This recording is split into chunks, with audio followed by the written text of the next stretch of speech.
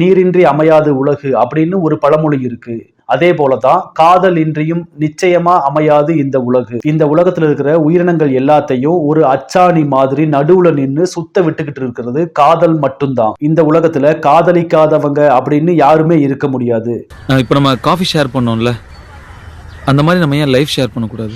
நிச்சயமா எல்லாருமே ஒரு காதலையாவது கடந்துதான் வந்திருப்பாங்க. வாலிபத்துல ஏற்படுற முதல் காதலை அவங்க வாழ்க்கை பூரா மறக்க மாட்டாங்க. அந்த வகையில காதலிக்கிறவங்களுக்கும் காதலிக்கப்படுறவங்களுக்கும் ஒவ்வொரு நாளுமே காதலர் தினம் தான். சூழ்நிலை இப்படி இருக்க தமிழ் சினிமாவுல வந்த 5 பெஸ்ட் லவ் ப்ரப்போசல் சீனை பத்தி ஆரம்பிக்கலாம். இந்த வரிசையில முதல்ல நம்ம பார்க்க போற படம் அலைபாயுதே. அலைபாயுதே கண்ணா. மணிரத்னம் டைரக்ஷன்ல 2000வது வருஷத்துல ஏப்ரல் மாசம் வெளியான இந்த படத்துல மாதவன், ஷாலினி நடிச்சிருந்தாங்க. தமிழ்ல வெளிவந்த பெஸ்ட் லவ் மூவிஸ் அப்படின்னு எடுத்துக்கிட்டோம்னா அதுல இந்த அலைபாயுதே படம் நிச்சயமா டாப் 10ல இருக்கும். அப்படி இந்த படத்துடைய ஒவ்வொரு சீனையுமே மணிரத்னம் பார்த்து பார்த்து செதுக்குனது போல எடுத்திருப்பாரு. இப்ப பார்த்தா கூட படம் அவ்வளோ யூத்ஃபுல்லா அவ்வளோ ஃப்ரெஷ்ஷா இருக்கும்.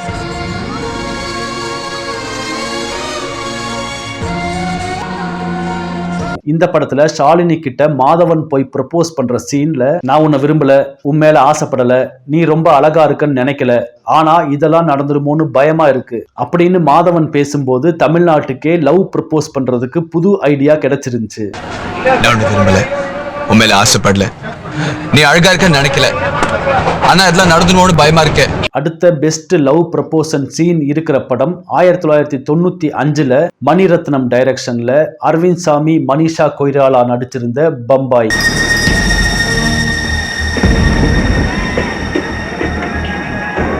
இந்த படத்துக்காக ரொம்பவே சென்சிட்டிவான சப்ஜெக்டை எடுத்துட்டு இருந்தா கூட அதுல மைய நீரோட்டமா காதலை இணைச்சு மணிரத்னம் அசத்தி இருப்பார். பொண்ணு வேணும், இன்னைக்கே பத்தி நாளை காலையிலக்குள்ள கையில வேணும், என்ன செய்யலாம்?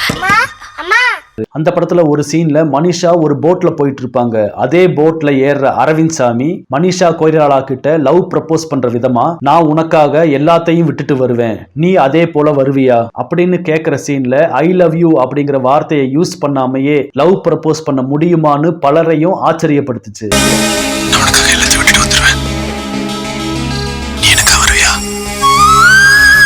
இந்த லிஸ்ட்ல அடுத்ததா நம்ம பார்க்க போற படம் வேட்டையாடு விளையாடு. கௌதம் வாசுதேவ் மேனன் டைரக்ஷன்ல கமலஹாசன் நடிச்சிருந்த படம் இது. கௌதம் மேனன் தன்னுடைய ஒவ்வொரு படத்திலையுமே ஆடியன்ஸை உருக வைக்கிற மாதிரி லவ் சீன்ஸ் நிறைய வச்சிருந்தா கூட இந்த வேட்டையாடு விளையாடு படத்துல கமலினி முகர்ஜி கிட்ட போய் கமல்ஹாசன் லவ் ப்ரப்போஸ் பண்ற இடம் அவ்வளவு ரசிக்க வைக்கும். ஒரு ஃபங்க்ஷன்ல ஹீரோயினை பாக்குற ஹீரோ பார்த்த உடனே லவ் ப்ரப்போஸ் பண்ணுவாரு. அதுக்கு கமலை பார்த்து ஹீரோயினா இருக்கக்கூடிய கமலினி பார்த்து 2 மணி நேரம் கூட ஆகல, அதுக்குள்ள லவ்வா அப்படின்னு கேட்க அதுக்கு கமல் என்ன சொல்லுவாருன்னா, பார்த்து 2 நிமிஷத்திலே சொல்லியிருப்பேன், ஆனா நீ தப்பா எடுத்துக்கு வந்தா 2 மணி நேரம் வெயிட் பண்ணி இப்ப சொல்றேன்னு படு கேஷுவலா லவ் ப்ரப்போஸ் பண்ணிருப்பாரு. அதோட மட்டும் இல்லாம கல்யாணத்துக்கு அப்புறம் நல்லா பாத்துக்குவேன், ரொம்பவே ஜாலியா இருப்பேன்னு அந்த ஹீரோயினுக்கு நம்பிக்கை கொடுக்கிற விதமா இன்னுமே சூப்பரா ப்ரப்போஸ் பண்ணுவாரு. 2 மினிட்ஸ்லயே சொல்லிருப்பேன், ஆனா நீ தப்பா நினைக்கப்படுறேன்னு 2 மணி நேரம் பொறுத்துட்டு இருந்தேன். அடுத்து பெஸ்ட் லவ் ப்ரப்போசல் சீன் இருக்கிற வகையில நம்ம பார்க்க போற படம் என்னை அறிந்தால்.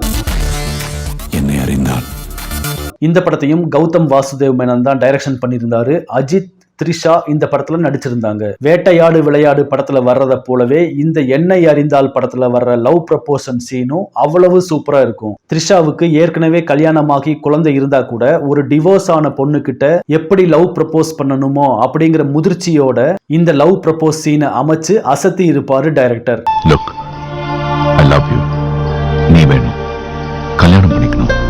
இந்த சீன்ல அஜித் த்ரிஷா கிட்ட போய் எடுத்ததுமே நம்ம கல்யாணம் பண்ணிக்கலாமா அப்படின்னு கேட்டுட்டு, நமக்குன்னு ஒரு குழந்தை வேண்டாம், அதான் ஈஷா இருக்காளே அப்படின்னு த்ரிஷாவோட குழந்தைய காமிச்சு, என்ன அடிக்கடி மெடிக்கல் ஷாப்புக்கு போக வேண்டியது வரும், பாத்துக்கலாம் அப்படின்னு ரொம்ப டீசென்டா ரொம்ப கியூட்டா லவ் ப்ரப்போஸ் பண்ணிருப்பாரு அஜித். அது மட்டும் இல்லாம த்ரிஷா கிட்ட ஹீரோவான அஜித் தன்னுடைய சேலரி, லைஃப் ஸ்டைல் இதெல்லாம் சொல்ல வச்சும் இந்த சீனை இன்னும் மெருகேத்தி காட்டியிருப்பாங்க.